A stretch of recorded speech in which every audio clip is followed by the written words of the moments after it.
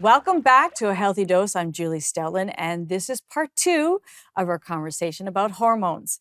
In our previous episode, we discussed the basics of hormones, the 4 key loops: reproductive, thyroid, growth hormone, and adrenal, with Dr. Gillian Goddard. As well, we covered puberty and reproductive years, including conditions like PCOS, or now that is called PMOS, thyroid issues, and pregnancy challenges. Dr. Goddard, the author of The Hormone Loop, is back to guide us through perimenopause, menopause, and practical empowerment strategies. Thank you so much for joining me again. Oh, my pleasure. So let's jump in, building on our discussion of earlier life stages. What marks the transition into that wonderful perimenopause in terms of the hormone loop changes? Yeah, so, we think of perimenopause as being this big thing, this one thing. But really, it's a series of short changes that occur as our body responds to the decreasing number of eggs in our ovaries. So And don't you find that it kind of creeps on, like women are constantly like, am I not? Am I not? What's going on? Yes. Yes. And I think there's a good reason for that. So, okay, good. As our, as the eggs in our ovaries start to decrease in number, women are born with all the eggs we'll ever have. We start to see a shift in the reproductive loop. And so women will start to see changes. Early on, these changes are often things like mood changes. I know some of my friends talk about how they'd like to go to a cabin in the woods for a week to get away from their family right before their period starts, because everything makes them so irritable and angry. But there also can be period changes like heavy periods. Those kinds of changes can occur very early. They can occur in the very late 30s and early 40s. But typically, periods will still be regular, even if they're heavier or slightly more closely spaced. We'll still get about one period every single month. Then, as we progress into perimenopause, our periods can become irregular. So in this case, we're talking about how long our cycles are from the first day of one period to the first day of the next. And an irregular period is a period that varies by more than 7 days. So you have a 24-day cycle, then you have a 40-day cycle, then you have a 30-day cycle. And so you're still having periods pretty frequently, but they're close together, they're far apart, they're close together, and so on and so forth. So and then finally, go ahead. I missed one, so go ahead. Finally, they start to really space out. Periods start to space out by more than 60 days. So women will go longer and longer periods of time without a menstrual cycle. And that's really the last couple of years approaching our last menstrual period and menopause. So let's talk about some of the common symptoms, like the well-known hot flashes. What are some of the other symptoms that when they start to go through? Sure. So certainly hot flushes and night sweats are among the most common symptoms, but women also will notice sleep disruption, brain fog, having difficulty finding specific words, achiness and joint pain are common symptoms. And mood changes can be part of the symptoms too. And then, of course, as time goes on and estrogen levels become low more often, a lot of women will experience things like vaginal dryness and a change in the vaginal pH and flora that can lead to things like yeast infections and urinary tract infections. So let's talk about the metabolic syndrome and type 2 diabetes and all these things that can commonly intersect. Yes. So as we lose estrogen, it really changes how our body stores fat. And so estrogen makes us store fat in our hips and thighs. And when estrogen drops, we can store fat in our midsection. And when we store fat in our midsection, it changes how we're processing the carbohydrates that we eat. And it can lead to early metabolic changes like pre-diabetes and insulin resistance. But we also see changes as a result of this in things like blood pressure and cholesterol, all of which can put us at risk for heart disease later in life. All right, well, we're going to take a break. And when we come back, we'll touch on some of the non-hormone and hormone therapies that are out there as options for people. So stay with us after the break. So before we jump into more about menopause, talking about perimenopause and that, let's talk about some help, some options. What's out there? Yes. So this is so important. I think that Mhm. for so long, women have been told to sort of white knuckle it, that Yes. perimenopause and menopause are natural. And so you shouldn't need any support to manage these symptoms. But I wholeheartedly disagree with that. I think that if these symptoms are impacting your life in a way that makes it Mhm. difficult for you to function, it can be so helpful to get treatment. And we have so many options now. So, certainly, estrogen is an excellent treatment. It's very effective for treating hot flushes and night sweats in particular. But there are some reports, growing evidence that it may be helpful for some other symptoms as well. Progesterone can be a great symptom for great treatment to help with sleep when we take it before we go to bed at night. It can really help us with that sleep continuity so that we're not Mm. waking up multiple times a night. Sleep. Um, sleep, sleep. Oh, Um, Testosterone is getting attention now that's great. as a treatment primarily for changes in libido, changes in sexual desire and arousal. So if you're struggling with not a lack of interest in sex and it's causing problems, it's making you feel crummy or it's causing problems in your relationship, testosterone can be a great option. And then while we now think that estrogen and progesterone are safe for many, many, many women, there are a small subset of women for whom estrogen is not safe. Particularly, we think women who've had estrogen positive breast cancer. And Mm. in that case, we now have some great non hormonal treatments that are much more effective than any of the treatments we had in the past. And they are fascinating because they work like estrogen, but only in the Oh, temperature sensing cells in our brain that control our core body temperature. And so they're very effective for hot flushes and night sweats. And these medicines are marketed as Veoza and Linquet. And they are completely non hormonal and safe for women for whom estrogen and progesterone might not be so safe. well, that's definitely encouraging to hear. So Yeah, let's talk right? about, yeah, I mean, we need help here. So once you're in menopause, let's talk about what are some of the primary symptoms that are driven by the shifting hormone loops again. Yeah. So I think once we're in menopause, we can still have some of those perimenopausal symptoms. And it's important to remember we don't know we're in menopause until we're already a full year in because we Right. say you're officially in menopause when you've gone 12 months without having a period. Okay. And so and so many of the symptoms, especially in the early part of menopause, can feel a lot like perimenopause. The hot Mm. flushes, the night sweats, the sleep disruption, all of those things.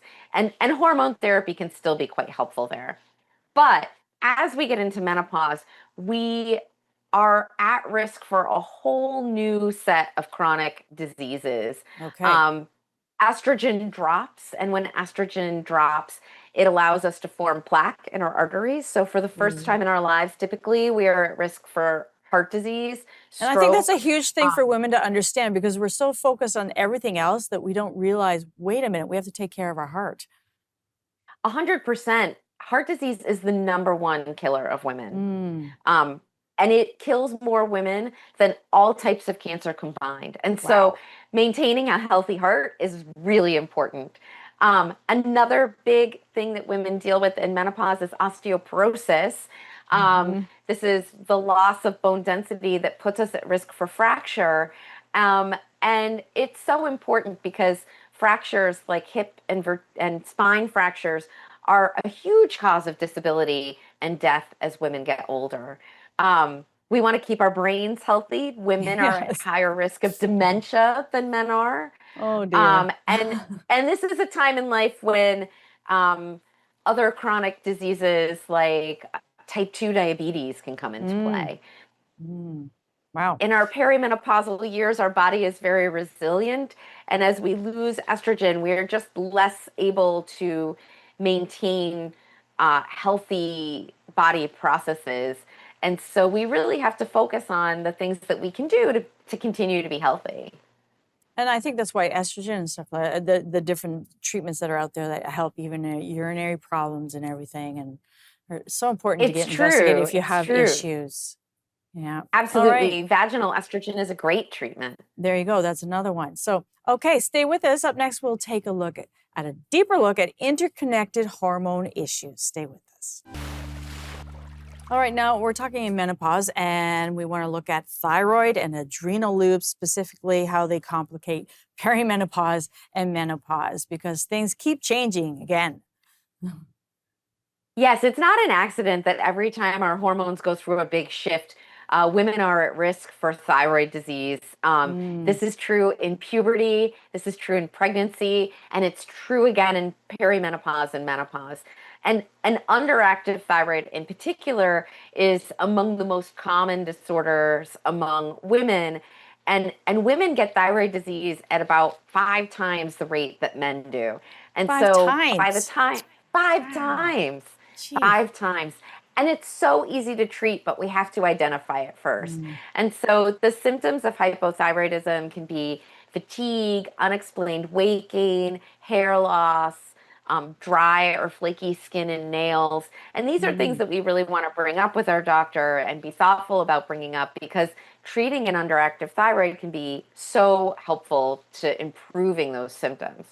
Absolutely. Women, as we age, women are also at risk of not so much developing, but finding growths in our glands that Mm, we didn't know were there. mm. In endocrinology, we call these incidentalomas because they're I know, what found an interesting name. incidentally.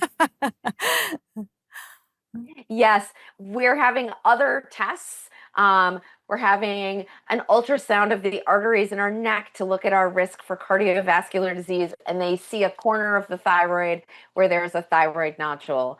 Or we Right. have a CT scan because we're having something going on with our bowels, and we see that there's a nodule in our adrenal glands. And so, this is a common reason why I end up seeing women in my practice in their Mm. postmenopausal years.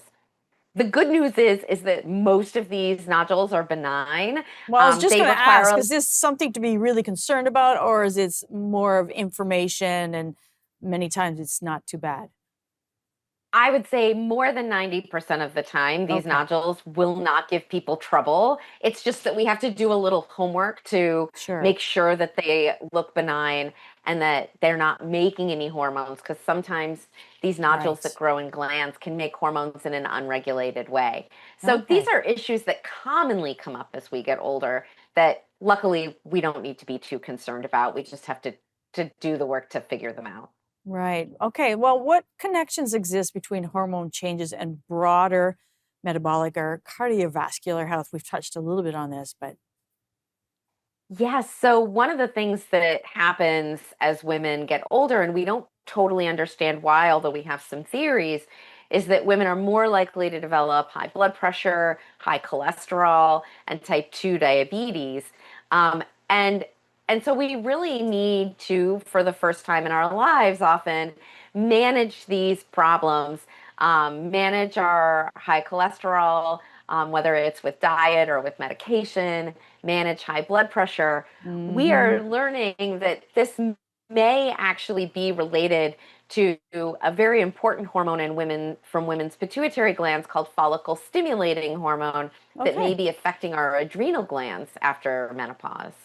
Interesting. Okay, so as we're reflecting on the whole full journey from puberty and how do any unresolved issues from earlier stages show up now? Talked about, you mentioned Yeah. about gestational diabetes. That can be one of the things, right? Yes, so women who've had gestational diabetes are at incredibly high risk of Mm. developing type 2 diabetes later in life. And it is often in the early postmenopausal years when type 2 diabetes will first come up. The good Mm. news is we have some great treatments now for preventing progression from pre-diabetes to diabetes. We have some older medications, like Okay. there's a medication called metformin. And also we have this whole class of new medications that people are really excited about now, which are the GLP-1 receptor agonists. And they can Right. be very helpful in preventing progression from pre-diabetes to diabetes, particularly in women who are also struggling with overweight and obesity. Mm. Okay. 30 seconds left. How can women differentiate normal changes from problems? We have 30 seconds. Yeah, this can be really tricky, right? Because we didn't all go to medical school. Exactly. And so what we really want to do is notice changes that are interfering with how we are functioning. Mm. So if if a change in mood, if a change in how our body is functioning is changing our ability to function in the world, that's a Mhm. problem we want to make sure that we're addressing with our doctor and getting to the bottom of. Now, you've created the term savvy patient. So let's talk about that. What does it mean to be a savvy patient when navigating hormone health? I think everyone can be a savvy patient. This isn't even unique to women. And it's really about approaching our relationship with our doctor in a little bit of a different way and approaching our relationship with our health in a little bit of a different Mm. way. Um, Doctors on average have about 15 minutes to spend with their patients for a follow-up visit. And you can imagine Yeah, that time can go by very, very very quickly, fast. right? And so we want to make sure that our concerns are getting addressed. So I don't know about you. I'm a busy professional woman. And when someone asks me for a meeting, I always want to know what we're talking about. I want an agenda. Right. And I would advocate that we should have an agenda when we go to the doctor as Mm. well. If we don't have an agenda, our doctor will come up with an agenda, and they will address the things that they're concerned about, and that might be very important. But if we don't have an agenda going in, some goals for what we would like to accomplish during those 15 minutes, our doctor doesn't have any way of knowing that, and we won't necessarily get our concerns addressed. So, So as you're mentioning defining goals and doing research, do doctors, we always hear like, oh, they don't want you to research stuff. Is this pro, con? So I never mind seeing a patient who is educated and thoughtful. I think when we talk about doctors being frustrated with research, it's and patients doing research, it's when patients come in with very specific demands. They've Mm. already come up with a diagnosis and decided what treatment they want. Right. There's a couple reasons why that's not ideal. One is that it really limits your doctor's thinking when Mm. you come in already decided what's going on. Because Right. all your doctor is doing then is trying to decide, does this person have this or do they not? Right. Instead, we should be coming in with symptoms and questions about those symptoms so that our doctor can think about those symptoms more holistically and help us come up with all the possibilities that might be causing those symptoms so that we can figure out what's going on. Um, So, what are the the key other questions? issue, Yeah, sorry. oh, yeah. So the key questions would really be sort of what might be causing my symptoms and how do we figure that out? Right. And I think that doing research can help us think about more specific questions about our symptoms. I also am a big advocate for collecting data on yourself as you Mm. wait for your doctor's appointment. Taking note of when you're having the symptoms, how often are you having them? Are they associated with anything specific? All that information can help your doctor pinpoint the cause of your symptoms much more quickly. And so that can be very helpful as well. I think it's good for people to think that way because I know myself. I think, well, my doctor's not following me around, so how do they know? They're not. If this is happening at this time and whatever, I need to let the doctor know because it's not like you have a doctor following you around and sees everything that's happening to you every single day. So that would be very helpful information for them to gather and give you a better treatment plan. So, A hundred percent. how can we then, one, determine next steps and effectively track results with follow up? I think that's really important. Yeah, so I mean, I think the first thing is really to dig in with your doctor Mm, regarding what treatment is going to have the best balance of pros and cons for you. And okay. this will be different from each individual person. All medications come with possible side effects. We're Sure. always balancing what are the benefits versus what are the potential downsides. And so, Hmm. really digging in with your doctor, what are the specific benefits and downsides of a treatment, of a specific treatment for you as an individual? Um, and I think that's sort of the place to start. I think we have to give treatments a little bit of time. And I think asking Mm, your doctor how much time you should expect to take to see an improvement in your symptoms. You know, some medications work very quickly.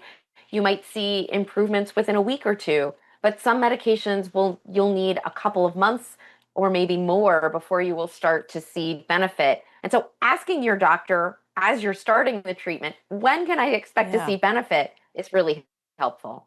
Well, once again, thank you so much for your time. You're a wealth of information, and I really appreciate you coming on the show. My pleasure. Thanks so much for having me. From understanding the basics to empowering ourselves as patients, these insights from the hormone loop are invaluable. Remember, take charge of your hormonal health, consult professionals, stay informed. Thanks for joining me.